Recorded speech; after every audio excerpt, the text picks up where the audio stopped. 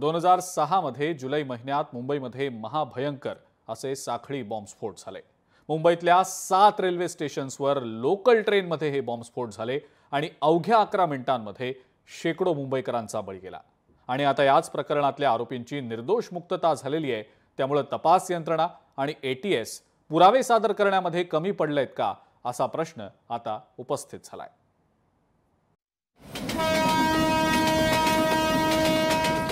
मुंबईकरांसाठी लोकल म्हणजे जीवनवाहिनी।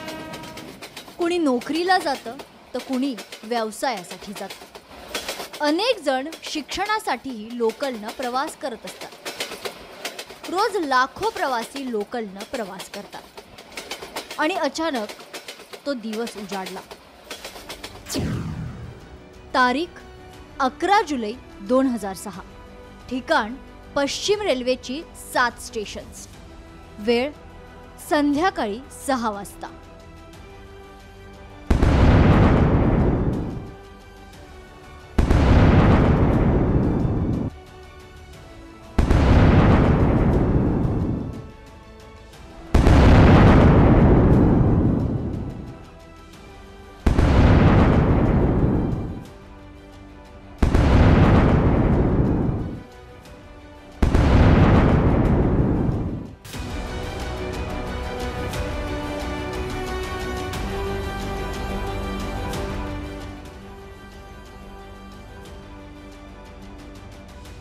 पश्चिम रेल्वेवरील मुंबईतील 7 रेल्वे स्टेशन्सवर महाभयानक बॉम्बस्फोट झाले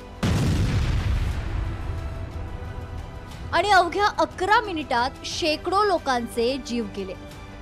आणि या 7ही स्टेशन्सवर आणि लोकलमध्ये रक्ताचा सडा पडला। त्यावेळी जवळपास 30 आरोपींना ताब्यात घेण्यात आलं। त्यातील जवळपास 9 आरोपी फरार झाले तर 9 आरोपी विशेष न्यायालयात झालेल्या खटल्यात पुरावे सिद्ध झाले नसल्यानं निर्दोष सुटले। तर याच विशेष न्यायालयानं 2015 मध्ये 5 जणांना फाशी आणि इतर जणांना जन्मठेपेची शिक्षा सुनावली। आता हे आरोपी निर्दोष मुक्त करण्यात आले। कमाल अहमद अन्सारी कोरोनाने मृत्यू, तन्वीर मोहम्मद अन्सारी, मोहम्मद फैजल शेख, एहतशाम सिद्दीकी, मोहम्मद शफी, शेख आलम शेख, मोहम्मद अन्सारी, मुजमिल शेख, सोहेल शेख, जामीर शेख, नावीद खान, आसिफ खान। मुंबई सत्र न्यायालयात पोलीस अधिकाऱ्यांपुढे जे आरोपींनी कबुली जबाब दिले होते, ह्या कबुली जबाबाच्या आधारावरती मुंबईच्या सत्र न्यायालयाने त्यांना शिक्षा ठोठावली होती।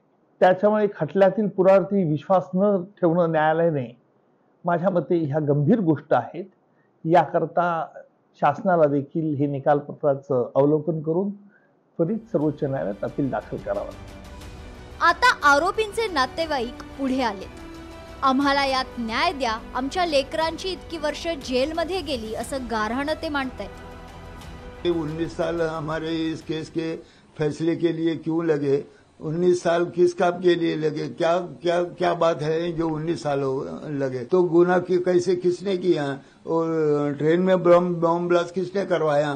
कैसे हुआ? अपने आप हुआ क्या? तो ये मजाक जैसी बात लग रही है कि कोर्ट का निर्णय है, तो ये मजाक जैसा ही लग रहा है हमें।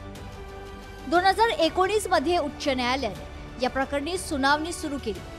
त्यानंतर 2023 आणि 24 मध्ये बराच काळ हा खटला प्रलंबित राहिला आणि अखेर कोणत्याही पुराव्याअभावी आरोपींची निर्दोष मुक्तता करण्यात आली। न्यायमूर्तींनी 100 दिवसानंतर साक्षीदार आरोपींना ओळखू शकतात का असा महत्त्वाचा प्रश्न केला। नकाशे आणि इतर साहित्य आरोपींकडनं जप्त करण्यात आले। त्याचा थेट गुन्ह्याशी संबंध दिसत नाही।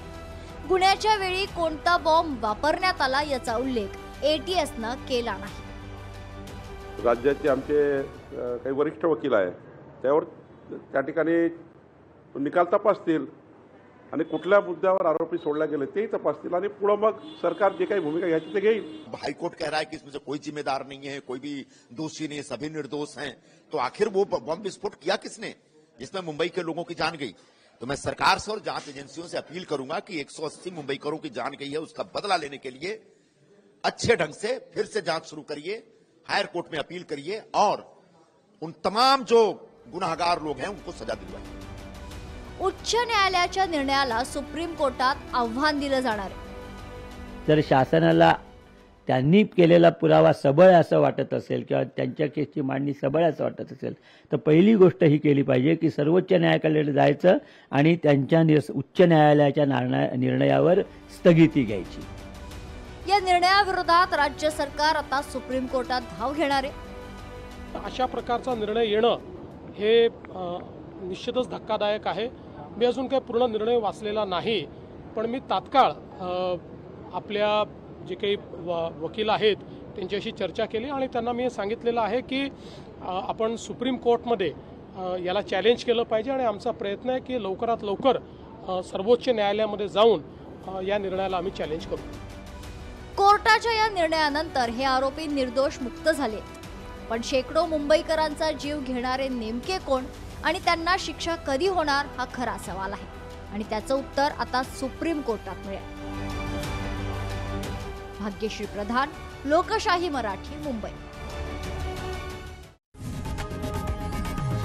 लोकशाही मराठी ऐका, पहा, जागरूक रहा।